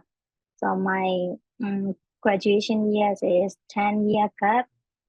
So I was graduated in 2014. I would like to share with my journey of all graduates. So everybody told me before I start the USMLE journey, or you are all graduate, you cannot proceed this journey. But everybody has a different story and different life. So I don't compare with my life journey with other people. So I made the right decision and I chose the Sarthi team, and I got a platinum, and I got a right mentor. So he helped me a lot during this journey. So about personal statements and everything in detail. So he shared a lot of his wisdom and advice. So that helped me a lot. Thank you, Dr. J. Yes. And thank you, Pawan, for giving me the right mentor. Yes. So any challenges that you overcame? What were the main challenges as an older graduate? All graduate, I have to explain my long gap. So I only got a 2 interview. Both interview, they asked me why you have a long gap. So I explained them like genuinely, I have a family, I have a daughter, I showed them how I am a responsible person. So I have to take care of my daughter and I have to support my family. So I started the business on the other side. So I am a little bit behind to compare with other people to start this journey. So they accept my genuine and also I show my passion to the psychiatry. I mentioned psychiatry. So I grab my opportunity as much as I can. I started the outpatient clinic, USCE, and also I started the inpatient psychiatry extension rotation. So these are the opportunity for me to grab this only two interview I can grab the opportunity. Yeah. So you match with 2 interviews, which is a great Yes. achievement. What if someone is in a similar situation as you, maybe older graduate, maybe a lot of gaps because of family and all, and if they are going into the match in 2025, what would you recommend they start with now? I would love to look at the right program you chose. For me, I chose the right program, which is possible for me. Like I chose a community program, so the population around the program is very important for me. I match in the program, and the population is a Burmese population, and they are looking for the similar population applicant.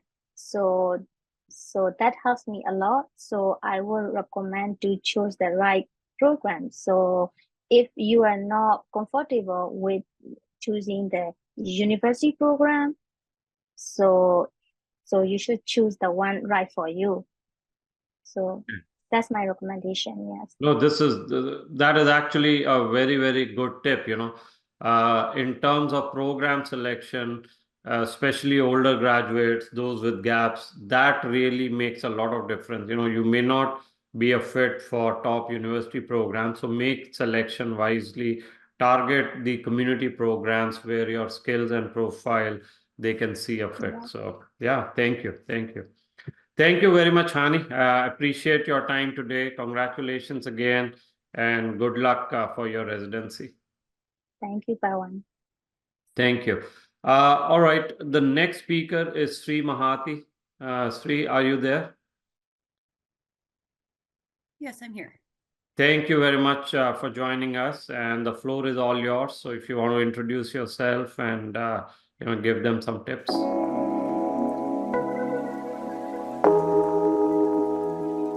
So hi, everybody. My name is Sree Mahathi. I'm an incoming pediatric resident in New York Presbyterian Brooklyn Methodist, and excited to see all of you today. So today I'll be talking about, picking a specialty, and if you want to change a specialty, as well as like your SCV. So I have always been passionate about pediatrics. That has been always my top specialty. But I have seen some of my fellow applicants go through specialty changes, and I think the important thing to remember is when you're trying to pick a different specialty is that your application supports that specialty as well.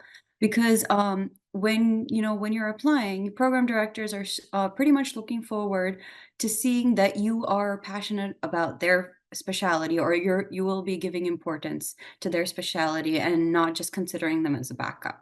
So be it your letters of recommendation or your personal statement, or how well you tailor your CV to that specialty, I think is very important, because there's minute changes that you can forget to make on your application, and they can see that, oh, this person's just applying because they want a higher chance of matching. So I think that is very important as an applicant from our side, to make sure that you have individualized as well as personalized personal statements and letters of recommendation for each and every specialty, if you choose to apply to one or more of them. And also coming to your ERAS application, so when we go into a particular specialty, for me, say pediatrics, I've always found that, finding things which relate back to pediatrics was really helpful for me on my match journey. Because, for example, my hobby is I'm a classical dancer.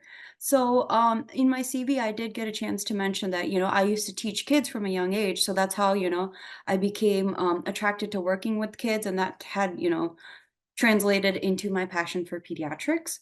So something along those lines. I think if you can find volunteer experiences, or how you incorporate hobbies into both, your work and your passion for a specific specialty, I think that does really help. apart from that, I think, being yourself and being as candid as possible with, this is me, this is how I work, this is my journey, and being very honest throughout your whole career path, I think does wonders, because at the end of the day, the program and the residents and your fellow mentors, they can all see through that, you might not be so interested in a specialty just because you're applying to it. I think they could figure that out, especially when you have one-on-one interviews and you're not able to answer particular questions, or you can't answer the simple question, why us, or why this specialty in general. So I think you should have tailor-made answers ready, as well as be able to show your interest in going into that field. Well, thank you very much, Sree. I think you hit a very important point, which is changing specialty and how to customize your CV if you are changing it. So that is a challenge that a lot of IMGs face as they are trying to hedge their bets. But you're right. I mean, programs and interviewers can see through it, and you really have to work hard. You have to show them there has to be some demonstrated interest in the specialty. So yes, thank you for that. Thank you very much. Appreciate your time, Sree. All right, the next speaker is Ansy Patel. Ansy, are you there? You are on mute, but yeah, welcome, Ansy, and introduce yourself, and then we'll go from there.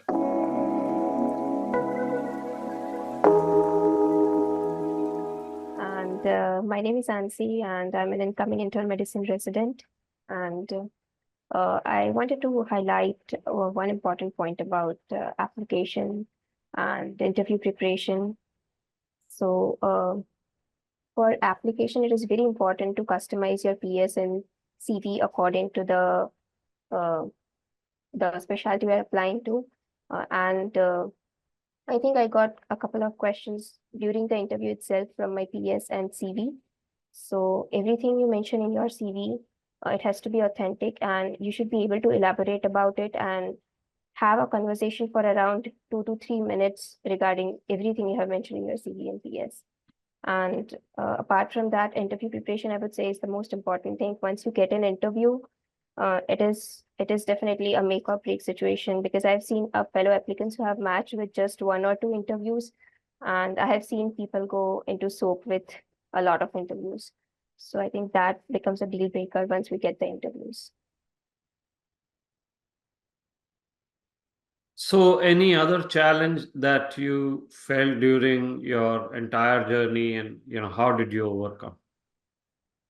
So I was a recent graduate, so I did not have anything that I had to fill in the gap or something. But definitely being clinically active during the gap years would help.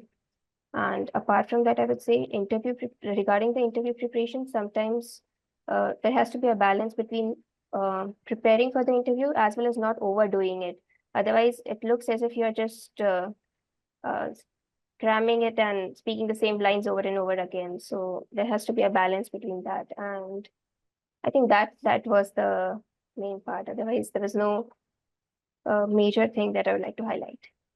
No, you actually raise a very good point, which is interview preparation is not like reading a news, right? So you cannot read it from a script. You cannot come across as reading it from a script without voice modulation or without being conversationalist. So I think that's a very important point, that a lot of students who actually get many interviews but fail to match don't realize that just these crammed up answers don't help. They can see through it. Definitely. Actually, it has to be a conversation, and it cannot be a one-directional thing. Yep. Well, thank you, Ansy. Appreciate your time, and congratulations again on your match. Thank you. Thank you.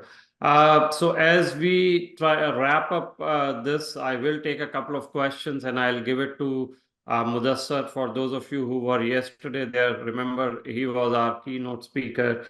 and I wanted him to, wrap it up, just give you some pearls of wisdom again. So Mudassar, I think your video should be available, but I will take a couple of questions meanwhile. Couples matching plan, yes, we do help couples. It depends on your profile. Is the couple matching easier? Well, the couple matching for IMGs is different than the American graduates, because their couples match is almost 100%. It can be done. There are various ways to do it. And so if you want to set up time with us, we will help you. With that, like I said, I will publish answers to a lot of the questions that have been asked today. Just because of my voice, I cannot answer all of that. But Mudassar is back with us. So Mudassar, thank you again for joining us. And given your experience, given what you have learned, not only with your journey, with your wife's journey, if you want to especially highlight students with gaps, older YOG, how they should approach. I think we have a lot of questions on that.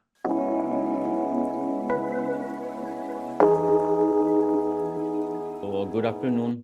Yeah, it is still, I don't know what is good afternoon, good morning, good evening. You are in a part of the world. It is a kind of, everyone is there in all the part of the world. So I will start some points which I started yesterday, but I think all the guys who have attended this yesterday until today, I hope you have enjoyed it a lot. And a lot of students met from the Sarthi, and they shared a lot of their experience, and everyone has their own experience. So, and you guys will have your own experience. So what you can do, you can get a point and match their points and how to try to improve your CV and your process. So let's coming to the point. In summary, the main question is what is the time to start to apply in the match? So your time is on. Previous match is ended. It is now your time. The one who match already, they are already started their documentation because they are going to start from the July 1st. And it is your time to work. The next question is, what should we work? So work start on your CV. Regarding the CV, it is not like one-day story. The more time you will spend on your CV, the more you will gain. You have, like I can give you an example, you prepared one paragraph, then you will keep thinking that after a week you come back, you have some more point to add, you will increase the grammar, you can add the bullets, you can go to AI up to some extent, not all, get some points from there, add it back in your CV. You have to keep it modulation. The more you will work on it, it will get better day by day. And believe me, even after submitting the CV, and ERAS application closed, but you thought, oh, that line I can improve. So there is always improvement in your CV. How to write a CV? The CV should be your specific. You cannot copy my CV. You cannot copy CV of Mr. X, Y, and Z.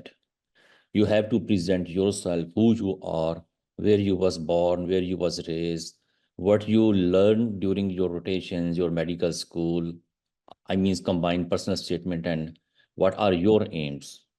Because the prompt directors, every year, they are reading like thousands of CVs.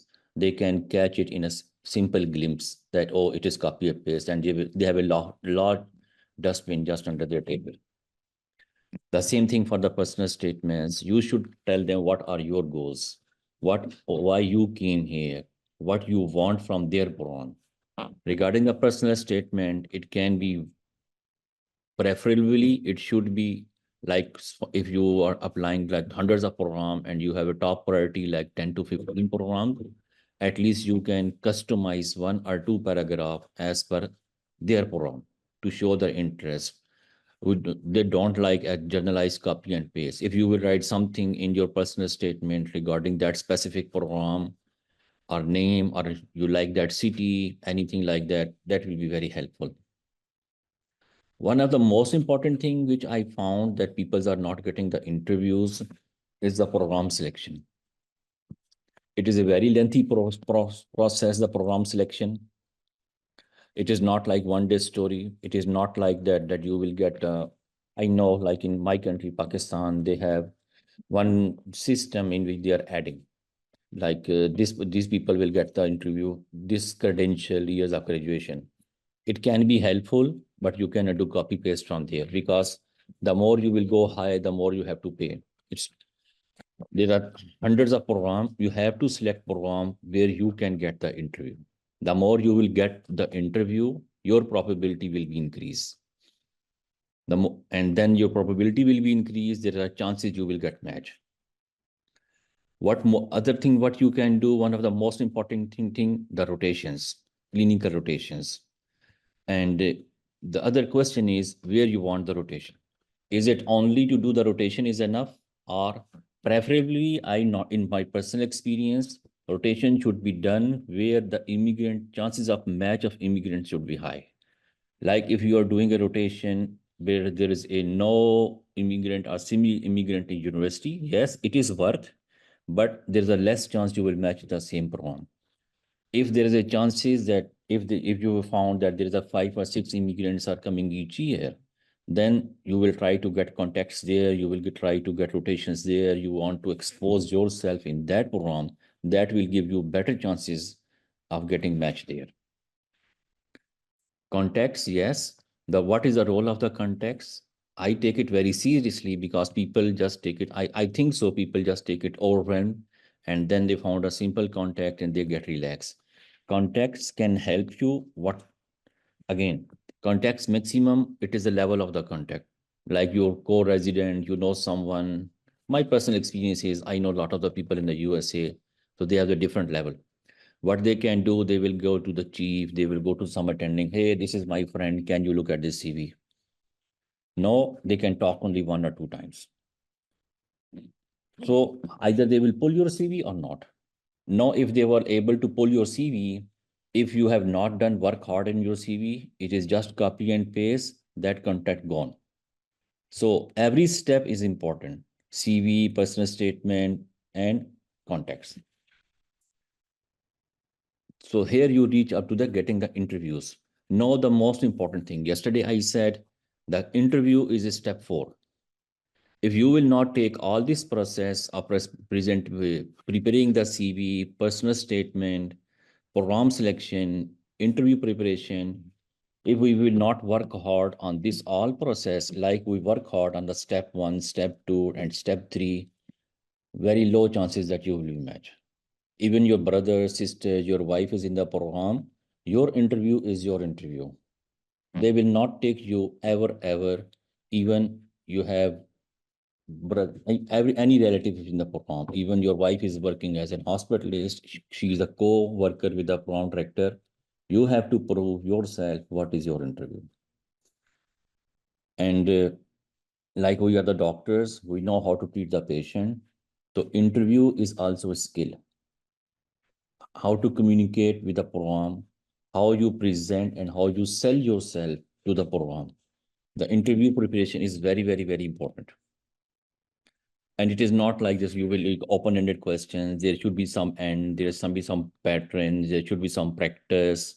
As my previous colleague, the last one before me, she was saying, it is not like just copy and paste. And I will also tell you one thing, that whatever you will do to memorize the answers, interview is not like that. Memorization will help you to capture, you can have some points, background in your mind, but interview in go in any direction.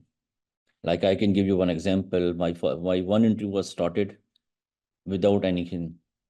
Oh, what you have done till now? So as Mr. Pawan said, the gaps, yes, the gap is very important. The people who have gap and what we meant by gap are actually they both are the same thing. Old year of graduation, like more than 10 years, or there is a gap. So what is my experience? Program want to take you, but they're also afraid from you at the same time. That like you have done the home residency, you have done X, you have done Y degree, you have done T degree, and maybe the most of the attending in the US system, when you have done when you will finish your residency, you will be direct as an attending. So maybe most of the attendings may be junior than you. So how you will behave with them? They are reluctant that because maybe your level of knowledge is higher than the incoming interns or there may be a lot of attending who are just turning to the attending as a first year, how you will behave. So you have to, you should be very well prepared about this question. They are going to ask you, especially from the old graduates. Every old graduate will have this question, and maybe in every interview you will ask this question multiple times. In my personal experience, he said, I have no issue with your CV is very good, but he was coming back on the same at the same point again and again. This was in his mind that he is going to ask.